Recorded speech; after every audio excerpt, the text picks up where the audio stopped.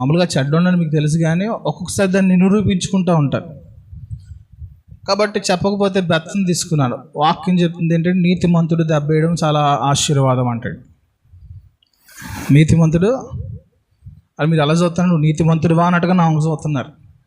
ప్రస్తుతంగా నిలబడ్డాం కాబట్టి నాకు ఆ దేవుడు ఆ పోస్ట్ ఇచ్చాడు. దిగిన తర్వాత నాకు తెలియదు, కానీ ఇక్కడ నుంచున్నాను కాబట్టి ఉందా లేదా ఏమండి? నీతిమంతుడు నన్ను దండించుట నాకు తైలాభిషేకం. ఇవాళ మీ అందరికి అభిషేకమే, దేనికి స్తోత్రం. ఏ అభిషేకం? అంత డింపుల్ పొద్దున్నే నాలుగు తైలాభిషేకాలు తీసుకుంది. ఫ్రీగా 1 లీటర్ బాటిల్ వచ్చేసింది. కీర్తనకు ఒక 6-7 వచ్చినాయి, ఎక్స్ట్రా తీసుకుంది. ఏమండి?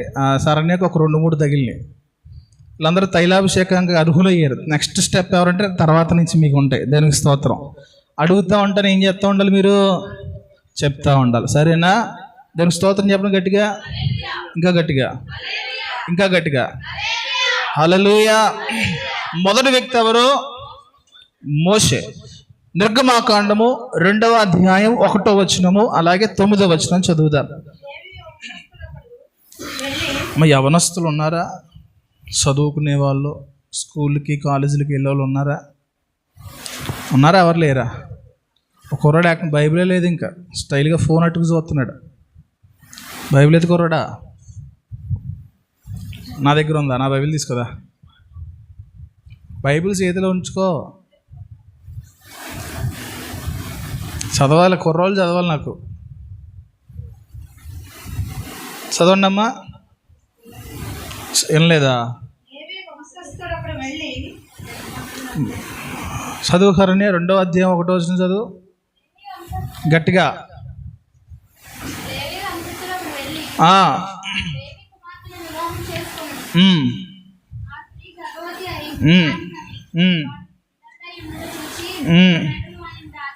చాలండి. 9వ వచనం చదవండి అమ్మ. ఇంకోలో ఫరో కుమార్తె ఆమెతో, ఈ బిడ్డను తీసుకొని పోయి నా కొరకు వానికి పాలిచ్చి పెంచుము, నేను నీకు జీతము ఇచ్చేదని చెప్పగా ఆ స్త్రీ ఆ బిడ్డను తీసుకొని పోయి పాలిచ్చి పెంచాను. చిన్న ప్రార్థన చేసుకుందాం. తలలో వంచండి. సర్వాధికారమైన దేవా, పరిశుద్ధుడా, మహోన్నతుడా, జీవాధిపతిని మా యేసయ్య, మీ నామానికి స్తోత్రుడా. ఇంతవరకు జరిగించిన క్రమములో ఆరాధనలో తోడైనారు, మీకు వందనాలు ప్రభా. తండ్రి, వాక్కులను వెళ్తుండగా మాకు సహాయం చేయండి. అయా బైబిల్ గ్రంథంలో 3 భక్తుల గురించి అయా ధ్యానించడానికి మేము నిలబడి ఉండగా మానవ స్వరాన్ని, మానవుని ఆలోచన, మానవ జ్ఞానం పూర్తిగా మరుగుపరిచి అయా అందులో ఉన్నటువంటి విలువైన విషయాలు మేము నేర్చుకోవడానికి సహాయం చేయండి. అయా వారి జీవితంలో ఉన్నటువంటి భక్తిని ప్రభా, విశ్వాసాన్ని నాయన మేమును నేర్చుకొని ప్రభా మా జీవితాల్లో, మా బిడ్డల జీవితాల్లో వాటిని అవలంబించడానికి సహాయం చేయండి. ప్రభా, మాట్లాడేవాడు నీవు. అయా నన్ను ప్రభా మరుగు చేసి ప్రభా నీ కృప చేత ఈ స్థలంలో మా అందరితో మీరు మాట్లాడి ప్రభా బలపరిచి సహాయం చేయమని యేసుక్రీస్తు వారి పరిశుద్ధ నామములో ప్రార్థిస్తున్నాం తండ్రి, ఆమేన్. హల్లెలూయా. మోషే ఇంకనూ పెద్దవాడు కాలేదు. అయితే అక్కడ జరిగినటువంటి శాసనం ఏంటంటే, ఫరో అనేటువంటి వ్యక్తి, అతనికి యోసేపు ఎవరో తెలియదు. యోసేపు ఐగుప్తుకి మేలు చేశాడా, కీడు చేశాడా? ఏం చేశాడు? మేలు మాత్రమే కాదు, ఐగుప్తు వృద్ధి చెందడానికి ఒక కారకుడుగా కూడా యోసేపుని దేవుడు వాడుకున్నాడు. దానికి స్తోత్రం. ఐగుప్తు మాత్రమే కాదు, ఆ చుట్టుపక్కల ఉన్న దేశములకు కూడా ఆశీర్వాదముగా దేవుడు యోసేపును పెట్టాడు. యోసేపు చేసినటువంటి మేలును బట్టి ఫరో కృతజ్ఞత కలిగి యోసేపు యొక్క కుటుంబీకులు 70 మంది, యాకోబు యొక్క సంతానము, కుటుంబం అంతా కలిసి ఐగుప్తు దేశానికి రావడానికి అతడు అనుమతించాడు. ఇక్కడ జరిగిన విషయాన్ని మనం చూస్తే చాలా చాలా సంవత్సరాలు జరిగిపోయాయి. ఇంచుమించు 420 సంవత్సరాలు. ఎన్ని సంవత్సరాలు అడుగుతా, గుర్తుపెట్టుకోవాలి. ఇంచుమించు 420 సంవత్సరాలు ఐగుప్తులో ఇశ్రాయేలు ప్రజలు కాపురం ఉన్నారు. వారు 70 మందిగా వచ్చి 6 లక్షల కంటే పైగా కాల్బలంగా మార్చబడ్డారు. ఎంతమంది? 2 మాత్రమే అంటున్నారు. మిగతా వాళ్ళు అందరూ చెవుల్లో దూదులు పెట్టుకున్నారా? షడ్డోడు ఎలాగే మాట్లాడతాడండి. నేను మంచోను కాబట్టి కొంచెం వినండి అంటున్నాను నేను. దానికి స్తోత్రం. అందరూ నోరులు తెరిచి చెప్పాలి. ఏమండి? 70 మందిగా వచ్చి 6 లక్షల కంటే ఎక్కువ, 6 లక్షల కంటే ఎక్కువ కాల్బలముగా మార్చబడ్డారు. ఎన్ని సంవత్సరాలు ఉన్నారు? 420 సంవత్సరాలు. అయితే జరిగిన విషయం ఏంటంటే, ఫరో అనేటువంటి ఒక వ్యక్తి, ఫరో అంటే ఎవరంటే ఐగుప్తు దేశంలో పరిపాలించే రాజు పేరు ఫరో. ఎన్ని సంవత్సరాలైనా ఎన్ని తరాలైనా పేరు మారదు. యోసేపు ఎరిగినటువంటి ఒక తరం వచ్చింది. యోసేపును ఎరగనటువంటి ఒక ఫరో వచ్చాడు. ఇంచుమించు 400 సంవత్సరాలు దాటిన తర్వాత ఈ వ్యక్తి చేసిన పని ఏంటంటే, వీరు మా ప్రజలు కాదు, ఈ హెబ్రీలు యూదులు మా ప్రజలు కాదు, వీరు మా స్థానంలో ఉండి వీరు ఆస్తులు సంపాదించుకోవడం ఏంటి, మా దగ్గర వీరు ఉండడం ఏంటి, వీరు విస్తరించిపోయారు అనేటువంటి కక్ష చేత ఏం చేశారంటే వారిని బానిసలుగా మార్చి వారి మీద పనుల భారం పెట్టాడు. అంట ఏం చేసుకున్నాడు? దేవునికి మహిమ చెల్లించుకుందాం.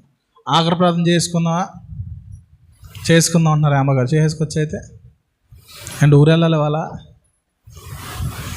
బుర్రలో మనుషులు అయితే ఉన్నారండి ఒక్కొక్కళ్ళు, ఏమండి, కానీ బుర్రలు మాత్రం పనిచేయట్లా. ఉన్నాయి బుర్రలు తెచ్చారా? చూపించండి ఒకసారి. బుర్రకాయలు చూపించండి. అందరూ అందులో గుజ్జు ఉంది. వాళ్ళ దేవుని స్తోత్రం చెప్పండి. పడుకున్న దేవుని స్తోత్రం చెప్పండి. మంచిది. కొంచెం వినండి అమ్మ, ఎక్కువసేపు మేము బాధ పెట్టను, ఎందుకంటే నాకు అసలు చెప్పకూడదు. నేను అంత ఖాళీ లేదు. నా మొహం ఎలాగుంది? వెలిగిపోతుందా? అది దేవుని కృప. ఎలగట్లేదా? నీరసంగా ఉన్నాను. ఏదైనా దేవునికి స్తోత్రం. హల్లెలూయా. ఎన్ని సంవత్సరాలు ఉన్నారు అక్కడ? ఎంతమంది వచ్చారు? ఏం జరిగింది ఇప్పుడు? మలికక్క చేపలు కొట్టండి ఒకసారి. అలా వినాలండి. అలా వింటే దేవుని ఆశీర్వాదం మీదకి వస్తాయి. మనం పక్కకు పంపించేస్తూ ఉంటాం. నాకు వద్ద ఆవిడకి ఇచ్చుకో వీళ్ళకి ఇచ్చుకొని పంపించేస్తూ ఉంటాం. మాట్లాడండి. ముత్యాలని రాలిపోతాయా? రాలో కదండి. ముత్యాలు లోపలికి వెళ్తాయి. దేవునికి స్తోత్రం. దేవుని వాక్యం దేంతో పోల్చాడు? ముత్యమేనా కదా? లేకపోతే ఇంకొక మాట పెట్టుకుని పందుల ముందు ముత్యాలు రాల్చుకొని నా ముందు రాల్చడం మానేస్తున్నారు ఏంటి? నేను ప్రకాష్ గారు అలాగే ఉంది. వెళ్తాడు నాకు ఒక్కోసారి. దేవునికి స్తోత్రం కలుగునుగా. ఇప్పుడు ఏం జరిగిందంటే, యోసేపును ఎరిగినటువంటి ఫరో చేసిన పని ఏంటంటే శ్రమలు పెట్టడం మొదలుపెట్టాడు. అక్కడ అనుకున్నాడు, వీళ్ళు ఇంకా విస్తరించిపోతున్నారు కాబట్టి ఎవరైనా గర్భంతో ఉన్న స్త్రీలు పురుషుడిని కంటే మగపిల్లని వాడిని కంటే అక్కడ వాళ్ళని ఏమంటారు? మంత్రస్థానులు. వాళ్ళు వెళ్ళి పురుడు పోయాలి కాబట్టి ఎవరైనా పురుషులు మగపిల్లలను కనగానే పురుట్లోనే చంపేయండి, ఆడపిల్లలు అయితే వదిలేండి. ఎందుకంటే ఆడవాళ్ళకి బలం తక్కువ, మగవాళ్ళకే బలం ఎక్కువ. యుద్ధంలో చేయడానికి ఎవరైనా యుద్ధాలు రేపొద్దున ఎప్పుడైనా గొడవ అయితే యుద్ధంకి రావాలనుకోండి, మగపిల్లలు యుద్ధానికి వస్తారు, కానీ ఆడపిల్లలు మా యోసేపుకి తెలియదు, ఎవరికి ఫరోకి తెలియదు ఎవరి గురించి ఏంటో. దానికి స్తోత్రం కలుగునుగా. సరే, ఇవి ఇలా జరుగుతున్నప్పుడు మోషే గర్భంలో ఉన్నాడు. మోషే మీద దేవునికి కొన్ని దృష్టి ఉంది. ఎవరి మీద? మోషే మీద దేవునికి అనుదృష్టి ఉంది. అయితే మోషే తన తల్లి గర్భంలోంచి బయటికి రాగానే జరిగిన పని ఏంటంటే అతడు చాలా అందంగా ఉన్నాడు అంటండి. చెప్పండి. చాలా అందంగా ఉన్నాడు. ఆ తల్లి మోషేను వదులుకోలేక ఏం చేసిందంటే 3 నెలలు దాచిందంటే. ఎన్ని నెలలు చెప్పండి ఒకసారి? ఎన్ని నెలలు దాచింది? ఎవరిని దాచింది? మోషేను. ఇంకా దాయడానికి అవకాశం లేదు, ఎందుకంటే అక్కడ సైనికులు బాగా తిరుగుతున్నారు. ఎవరు మగపిల్లలు కనబడితే వాళ్ళని చంపేస్తున్నారు. అయితే జరిగిన విషయం ఏంటంటే, ఇప్పుడు తల్లి దేవునిలో భక్తి కలిగినటువంటి స్త్రీగా ఉంది. ఎవరు తెలుసా? మోషే తల్లి పేరు తెలుసా ఎవరికైనా? ఎవరండి? ఇంకెవరైనా చెప్తారా? మోషే తల్లి పేరు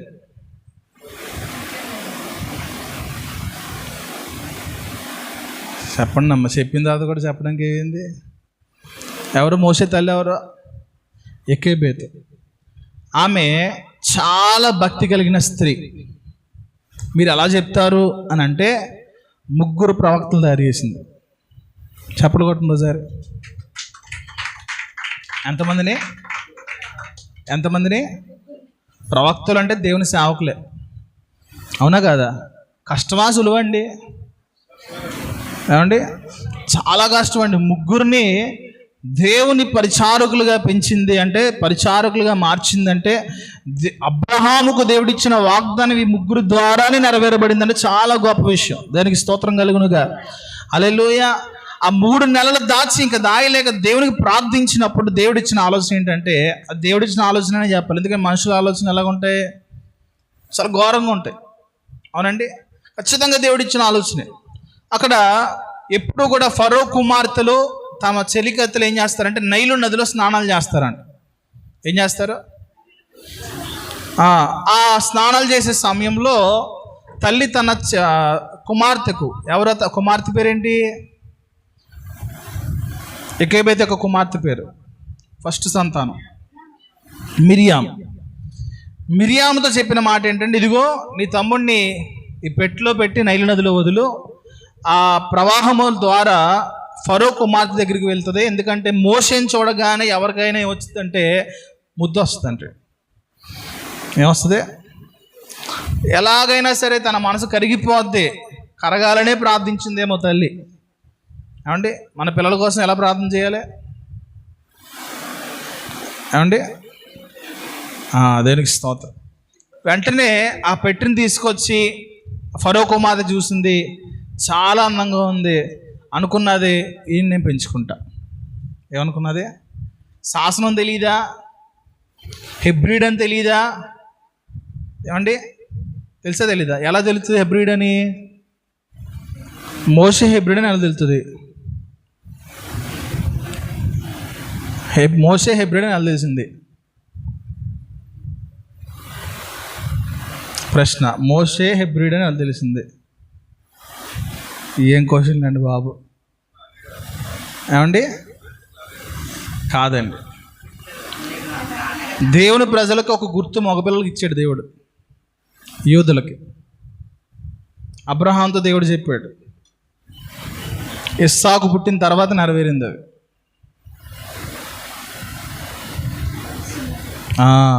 క్లాప్స్ కొట్టండి ప్రశ్న నాకు. మోషే ముందా అబ్రహాం ముందా? మోషే ముందా అబ్రహాం ముందా? ఏమండి, మరి ఉందా లేదా సున్నతే? ఆజ్ఞ ఉందా లేదా?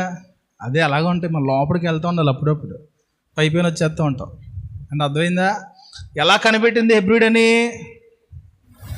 సున్నతి ద్వారా కనిపెట్టింది. అలా హెబ్రీల పిల్లలు అని చెప్పి ఎలా కనిపెట్టారు అంటే అలాగే కనిపెట్టేవారు. అయితే జరిగిన విషయం ఏంటంటే, ఈ పక్క నుంచి మిరియాం చూస్తోంది, అడిగింది. ఏమడిగిందంటే, ఈ పిల్లవాడిని పెంచడానికి నేను మా అమ్మని తీసుకురమ్మంటావా? అడగగానే సరే, ఈ పిల్లవాడిని పెంచడానికి జీతం. ఇప్పుడు సొంత తల్లి ఎలాగైందంటే జీతంతో పెంచింది అంటాడు. దేనికి స్తోత్రం కలుగునుగా. 9వ వచనం చదవండి. ఫరో కుమార్తె ఆమెతో, ఈ బిడ్డను తీసుకొని పోయి ఎవరి కోసం, ఎవరి పిల్లోని పెంచాలి? ఇది దేవుని కార్యం అండి. చప్పలు కొట్టండి దేవునికి. ఇప్పుడు దేవుని చిత్తములో, దేవుని ఏర్పాటులో ఉన్నటువంటి ఏ శిశువు అయినా సరే అద్భుతంగా పెంచబడతారు. ఇక్కడ అదే విషయం జరిగింది. మోషే చచ్చిపోవాల్సినోడు అండి. మోషే చచ్చిపోవాల్సినోడు, అవునా కాదా? చచ్చిపోవలసిన వాడిని ఏం చేశాడంటే దేవుడు సొంత తల్లి దగ్గరే పెంచేలా చేశాడంట. దేనికి స్తోత్రం కలుగునుగా. ఇంకా చదవండి. ఆ స్త్రీ ఆ బిడ్డను తీసుకుని, ఆ తర్వాత ఆ బిడ్డ పెద్దవాడైన తర్వాత ఆమె ఫరో కుమార్తె యొద్దకు అతను తీసుకొని వచ్చెను. అతడు ఆమెకు కుమారుడాయను. ఆమె నీటిలో నుండి ఇతను తీసిదని చెప్పి అతనికి మోషే అని పేరు పెట్టింది. మోషే అని పేరు ఎవరు పెట్టారు? మోషేకి పేరు ఎవరు పెట్టారు? అంతకే సొంత తల్లి కాదండి. ఎవరో కాపాడిన తల్లి అని చెప్పాలి. ఏ తల్లి? దేనికి స్తోత్రం. మోషేకి ఎంతమంది మదర్ శుభుడు? ఈ మదర్కి కూడా చప్పట్లు కొట్టండి ఒకసారి. అబ్బా, మీరే నెంబర్ 1 తల్లులాగా, మాకు తప్ప ఇంకే తల్లులకి ఖ్యాతికి వెళ్ళకూడదని చెప్పి కొట్టట్లా అసలు. ఏమండి, అందరు తల్లులు కూడా వారి పిల్లల పట్ల గొప్పవాళ్ళ కాదా? ఏమండి, దానికి స్తోత్రం కలుగునుగా. మోషేకి ఎంతమంది తల్లులు? అదృష్టవంతుడైనా ఒక తల్లి ప్రేమ దొరికిందా? 2 ఇద్దరు తల్లుల ప్రేమ దొరికిందా? ఏమండి? దేవుని కృపంత గొప్పగా ఉందండి మోషే గారి మీద. హల్లెలూయా. ఎకేబేదు పాలు ఇచ్చి పెంచిందంటే ఇంతకేం పెంచింది? పాలు ఒకటే కాదు, దేవుని వాక్యంతో పోషించింది. ఎలా పెంచింది? దేవుని వాక్యం. అతడు చెప్పాలంటే ధనాన్ని బట్టి కానీ, అక్కడ ఉన్నటువంటి విలువైనటువంటి ఆస్తులను బట్టి కానీ గర్వించవచ్చు. కానీ తల్లి నేర్పించింది, మనము మన దేవుని ప్రజలము, మనం ఇక్కడ వారము కాదు. ఇక్కడ ఉన్న ఆస్తుల మీద కానీ, ఇక్కడ నీకు రాబోయే ఫరో స్థానం గురించి కానీ నువ్వు ఆశించడానికి వీల్లేదు. దేవుడు ఏదో రోజున మనల్ని ఇక్కడి నుంచి పిలుచుకుంటాడు. మనం మన స్వదేశానికి వెళ్ళాలి. ఒకవేళ యుద్ధమే చేయవలసి వస్తే యుద్ధము కూడా చేయాలి. నేను అంటాను, ఎంత గొప్పగా పెంచినా ఏ తల్లి కూడా అలా చెప్పదండి. కొడుకు బాగు కోసం చూస్తుందా, బాగు పడకుండా చూస్తుందా? ఏమండి? నేను అంటాను, మోషే తల్లి స్థానంలో ఎవరన్నా ఈ మాటలు చెప్పరు. ఒరే నువ్వు చక్కగా అక్కడ రాజు అయిపోయి మమ్మల్ని కూడా లోపలికి, వీళ్ళు ఎలా పోతే మనకెందుకు, సత్తే సత్తారు, బతుకుతే బతుకుతారు, నువ్వు మన కుటుంబం చక్కగా రాజ్యంలో బతుకుతాం అని అంటదా? అందా? తల్లి మనసు ఇదా కాదా? తల్లి మనసు ఇదా కాదా? ఏమండి? మనము సేఫ్ ఇంక ఎవరే ఎలా పోతే మనకెందుకు, ఎవరెట్టి పోతే మనకెందుకు అనేటువంటి తల్లుల స్వభావాలు ఒక రకంగా ఉంటే, మోషే తల్లి చెప్పిన మాట ఏంటో తెలుసా? మనము హెబ్రీయులము, మనము మన దేవునికి మాత్రమే భయపడాలి.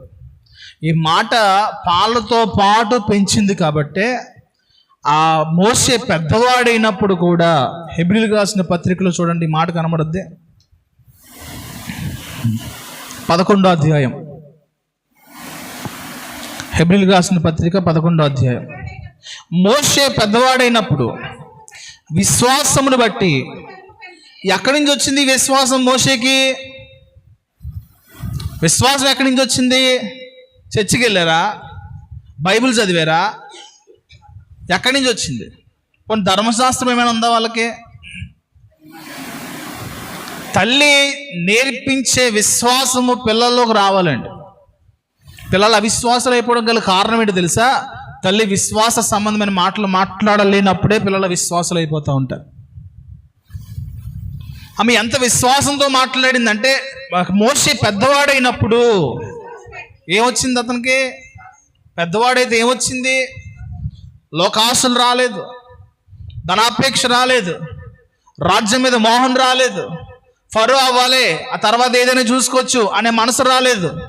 దేవుని కొరకు విశ్వాసమును బట్టి ఐగుప్తు ధనము కంటే క్రీస్తు విషయమైన నింద, చెప్పండి ఒకసారి, దేవుని కొరకైన నింద.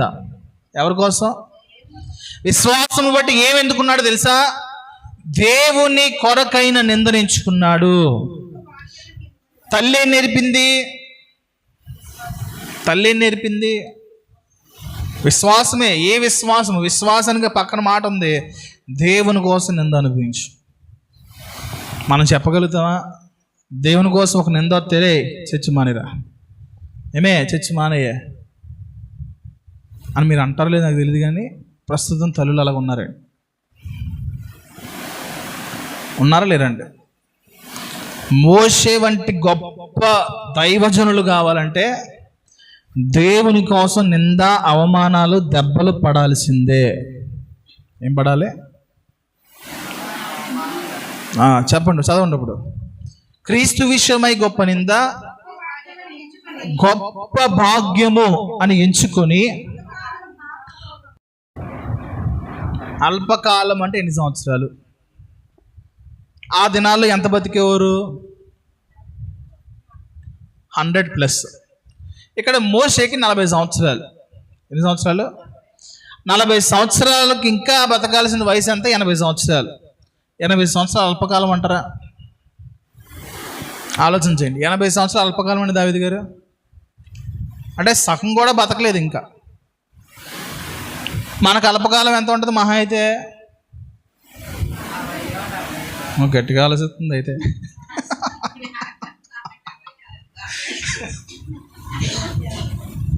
నేను అనుకుంటాను 45, 50 సరిపోతాయి అనుకుంటున్నాను. 50 కూడా చాలా ఎక్కువ అండి. 50 కూడా ఇప్పటికే చాలా బలహీనతలో, చాలా నీరసాలు, నడులు లొంగిపోతున్నాయి, కూర్చుంటే లేగలేకపోతున్నాయి, ఎత్తి కూర్చోలేకపోతున్నాయి, ఇన్నిసార్లు లేగాలని తిడుతున్నాం. అంటే ఇది మనకైతే అల్పకాలమే, కానీ మనకి అల్పకాలంలో లేదండి. ఈ మోషే ఏదైతే వదిలేదని మనం వదలలేకపోతున్నాం. అంటే ఐగుప్తు ధనము కంటే క్రీస్తు విషయమైన నింద గొప్ప భాగ్యం ఎంచుకొని అల్పకాల పాప భోగములను అనుభవించుట కంటే దేవుని ప్రజలతో శ్రమ అనుభవించుట మేలు అని యోచించి ఫరో కుమార్తె యొక్క కుమారుడు అనిపించుకోవడానికి ఒప్పుకోలా. ఏం ఒప్పుకోలా?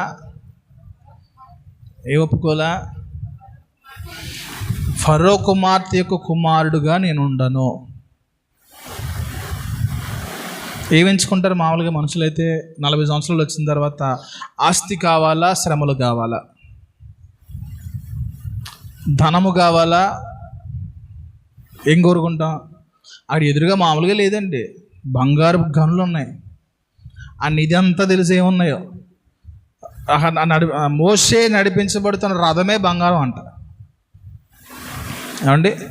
సుఖభోగాలు, టైం టు టైం భోజనం, ఏం కావాలంటే అది వస్తుంది, ఏ మాంసం కావాలంటే ఆ మాంసం వస్తుంది, ఏ పానీయాలు కావాలంటే ఆ పానీయాలు వస్తాయి. ఎవడన్నా దీన్ని రుచి చూసినట్టు బయటికి వెళ్తాడా? అర్థమవుతుంది నేను చెప్తుంది? ఎవడన్నా సుఖభోగాలు రుచి చూసినవాడు బయటకు వస్తాడా? నాకు ఈ ఫరో కుమార్తె యొక్క కుమారుడు అనే పేరొద్దు అంటారా? ఎందుకనరు? ఎవరు కూడా అలా ఉండరండి. కానీ మోషేకు పాలతో విశ్వాసం పోసినటువంటి తన తల్లి ద్వారా మోషే అది ఎంచుకున్నాడు. దేనికి స్తోత్రం చేద్దాం. హల్లెలూయా. ఇంకా చదవండి. ప్రతిఫలముగా కలగబోవు బహుమానమందు దృష్టి ఉంచాడు. ఈ మాట అండర్లైన్ చేసుకోడు. మోషే ఎందుకు వదిలేసుకున్నాడు సుఖభోగాలు? మోషే ఎందుకు ఫరో కుమార్తెకు కుమారుడుగా పిలువబడ్డానికి ఇష్టపడలేదు? ఎందుకు? ఆ తల్లి ఏం చెప్పింది? అడిగి ఉండొచ్చు కదా మనకులాగా, అమ్మ ఎందుకు అలా ఉండొద్దు అంటున్నావు? ఆ డబ్బు ఉంటే మనకే ఉపయోగపడుతుంది కదా, ఆ డబ్బు ఉంటే నా తర్వాత తరం వరకు బాగుంటుంది కదా, మీరు ఎలాగో బానిసలుగా ఉన్నారు, నా తర్వాత వచ్చే పిల్లలు బానిసలుగా ఉండకుండా వారు ఫరోగా మార్చబడితే అది గొప్ప విషయమే కదా అని అడిగి ఉండొచ్చేమో. కానీ అవేమీ అక్కడ రాయబడలేదు. అంటే అడగలేదనే అర్థం. అక్కడ చెప్పిన మాట ఏంటంటే, దానికి ప్రతిగా తన తల్లి చెప్పింది, ఈ ఫరో కుమార్తెకు కుమారుడుగా ఉండడానికన్నా ఐగుప్తు ధనమును సంపాదించుకుని లేదా అనుభవించడానికంటే కూడా రాబో కాలంలో ఒక గొప్ప ఆశీర్వాదం దాగుంది. దేనికి స్తోత్రం చెప్తా. హల్లెలూయా. ఏముంది అక్కడ?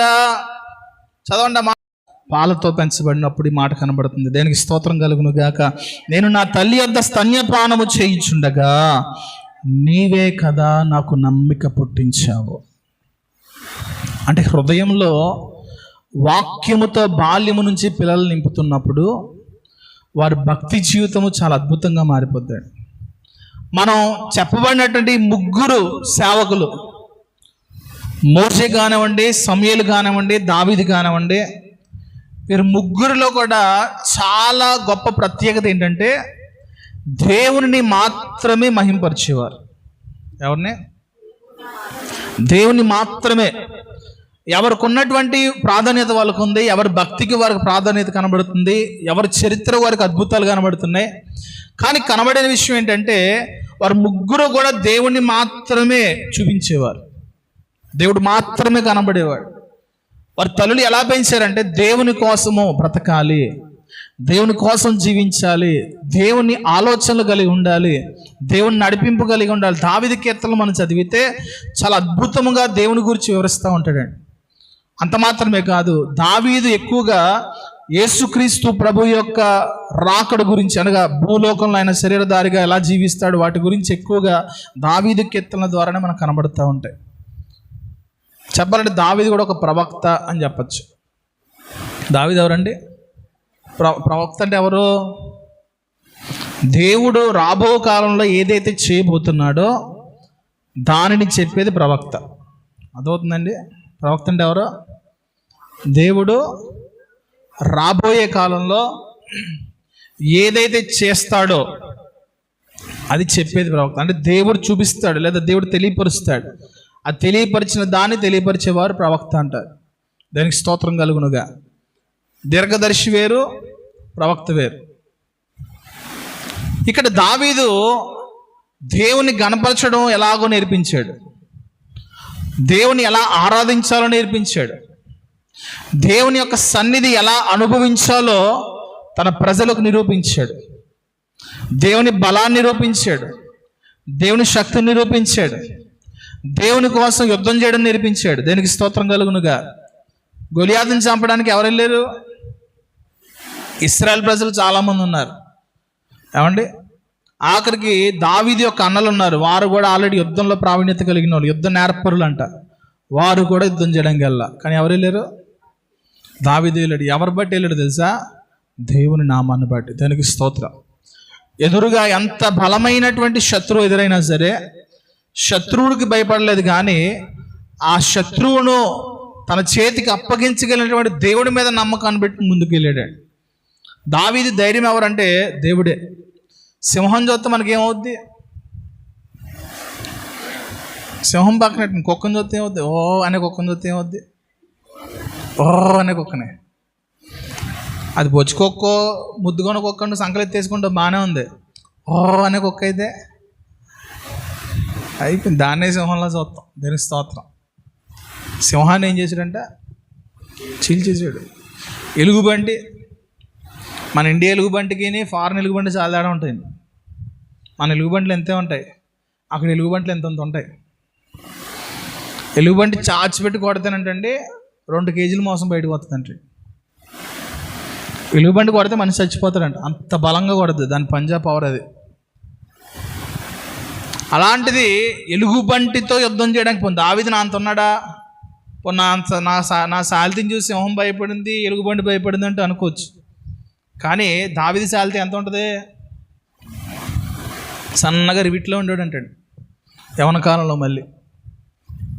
కానీ ఏ విషయంలో కూడా తన సొంత బలాన్ని ఆధారం చేసుకోకుండా దేవుని బలము కలిగిన వాడుగా, దేవుని ఆత్మచేత సింహాన్ని అలాగే ఎలుగుబంటిని అంతకంటే బలమైనటువంటి గొలియాతును కూడా చంపడానికి వెళ్ళాడు. దానికి స్తోత్రం కలుగునుగా.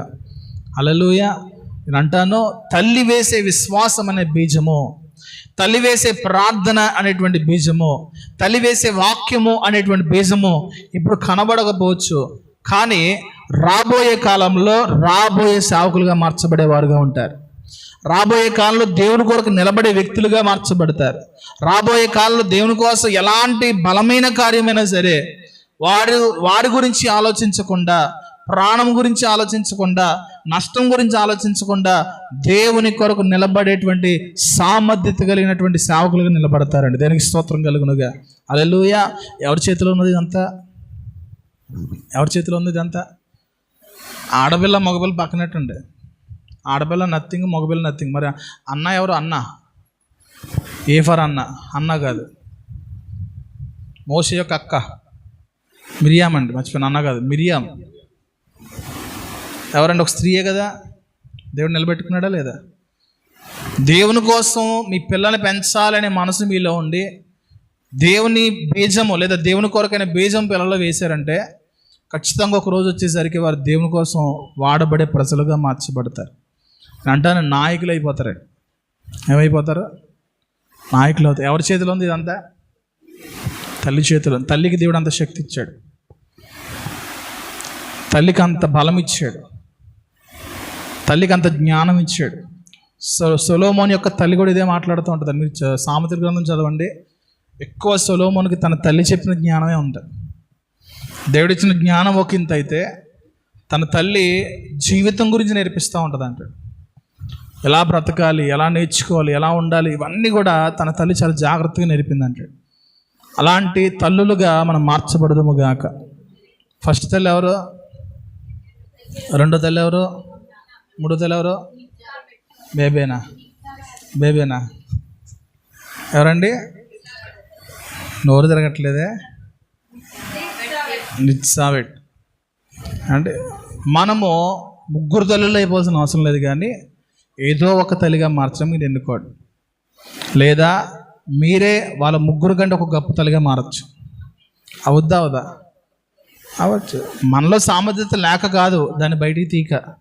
మీరు చాలా టాలెంటెడ్ పర్సన్స్ అండి, మీరు చాలా టాలెంటెడ్ పర్సన్స్. అయితే ఆ టాలెంట్ అంతా పనికిమాలినట్లు ఉపయోగిస్తూ ఉంటారు. అలా వానేసి దైవికమైన కార్యాల్లో మీ పిల్లల్ని నడిపించడానికి నేర్పించి చూడండి. మీ పేర్లు కూడా పరలోక రాజ్యంలో ఈ లైన్లో నిలబడతాయి. అక్కడ ఉమెన్స్ డే జరిగినప్పుడు మిమ్మల్ని పిలుస్తాడు దేవుడు. అక్కడ బలా నమ్మకమైన మంచి తల్లి ఏమనాలి? బలా నమ్మకమైన మంచి తల్లి. ఇంకొక నెల అయిన తర్వాత ఫాదర్స్ డే అవుతుందండి. చితకరేవిడే ఏముంటుంది? దానికోసం ప్రార్థన చేయండి. ఏం చేస్తారు? ఏం ప్రార్థన చేస్తారు? ఏమండి? బాగా రివ్యూ పెట్టాలి ప్రభువా. తండ్రులు ఉన్నారండి, అలాంటి వాళ్ళు ఎవరు లేరు బైబిల్లో. నమ్మకమైన తండ్రులు ఎవరైనా ఉన్నారా? నేను అంటాను, నా తండ్రుల జాబితాలో దావీదు లేకపోయాడు. ఆ తండ్రుల జాబితాలో దావీదు పిల్లల్ని చెడగొట్టిన లైన్లోకి వెళ్ళిపోయాడు. ఒక గొప్ప సేవకుడే, గొప్ప ప్రవక్తే, గొప్ప రాజే, కానీ ఏమైపోయాడు? పిల్లల విషయంలో పిల్లల్ని చెడిపోయేలా చేసినటువంటి ప్రేమ ఏం చేస్తుంది? అనేక దోషాల్లో ఈ ప్రేమ ఏం చేసింది? దోషాలు చేసేలా చేసింది. సరే, దేవునికి ప్రార్థన చేయండి. ఫాదర్స్ డేకి వచ్చే నెలలో ఉంటుంది, జూన్ ఫస్ట్ సండే అనుకుంటా, ఫస్ట్ సెకండ్ సండేనో. ప్రస్తుతానికి తల్లుల మాతృ దినోత్సవ శుభాకాంక్షలు మరొకసారి. మీరు మీ పిల్లల్ని దైవికంగా పెంచుదురుగాక, అటు జ్ఞానం దేవుడు మీకు ఇచ్చునుగాక. ప్రేమాప్యాయతలు పక్కన పెట్టండి, అవి ఉంచుకోండి, కానీ దేవుని మొదటగా పెట్టుకుని దేవుని కొరకు నిలబడేలాగా మీ పిల్లల్ని మీరు పెంచే జ్ఞానాన్ని దేవుడిని అడగండి.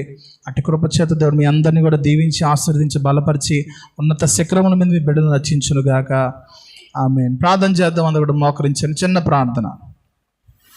దేవుని పిల్లలు